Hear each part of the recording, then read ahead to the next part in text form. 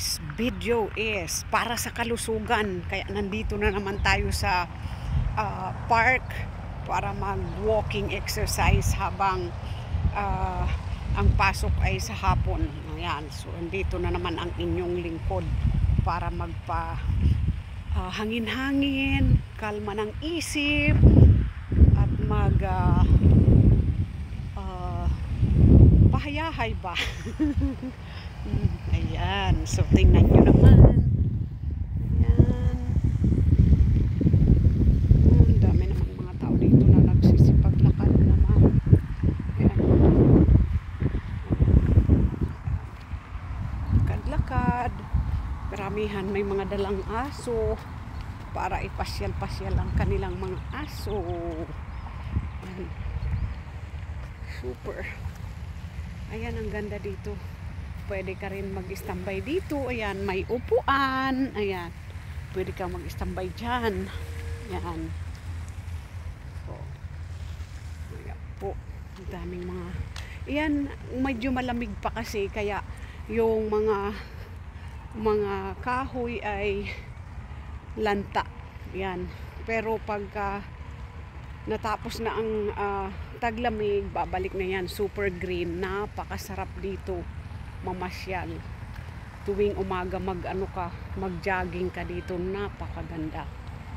Dahil napakaganda na green yung mga kahoy na yan. Sa ngayon, medyo lanta sila dahil nga sa lamig. Ayan. Tsaka, ang kagandahan dito, alam nyo mga Inday Baduday, kahit na ipasyal nila dito yung aso, lahat sila may mga dalang supot o kaya may extra yan lalagyan niya ng tae ng mga aso. May nakalagay pa yan dyan na ekstrang mga supot para damputin mo ang tae ng aso mo. Yan yun. Aso mo, dampot tae. Dampot mo ang tae. Yan. Ganun sila. See that? Napakaganda at napakalinis. Ayan. Diba? Mag-walking exercise ka dito.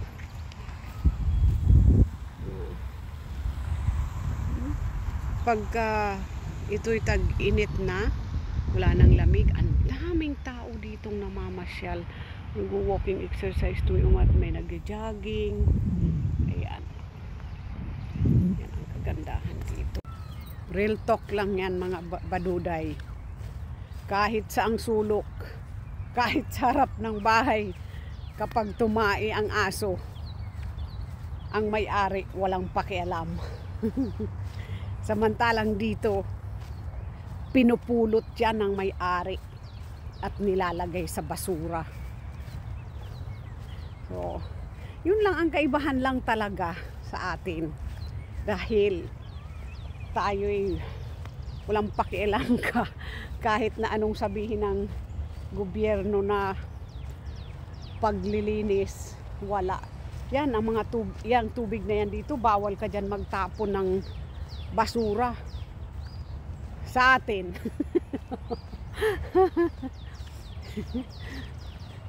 Ang mga sapa, tulay, puno ng basura. Yan tayo, di ba?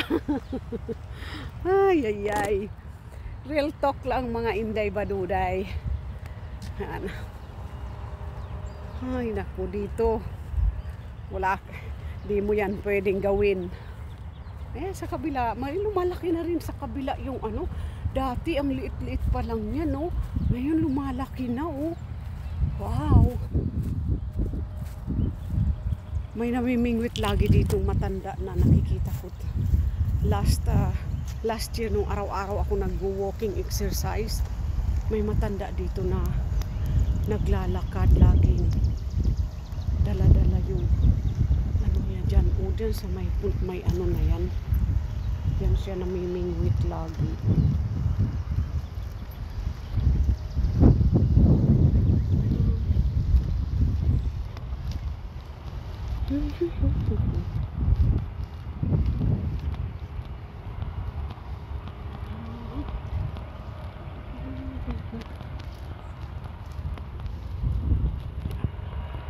Aso niya.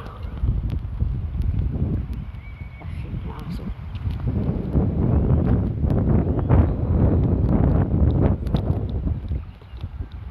Ano yan? Ba't may mga ano? Ba't may bula? May bula-bula oh. Ah. Yan. Doon, pinupuntahan ko pa yan doon. Papasok doon hanggang sa may village. Pagka nagkakalong walking exercise talaga ng sobra-sobra. Inaano ko to, iniikot ko ng 10 ikot bago ko uwi.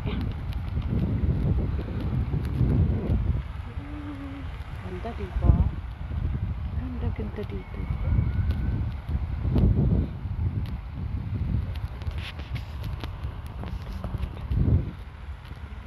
Iyan mga Inday Baduday, hanggang dito na lamang.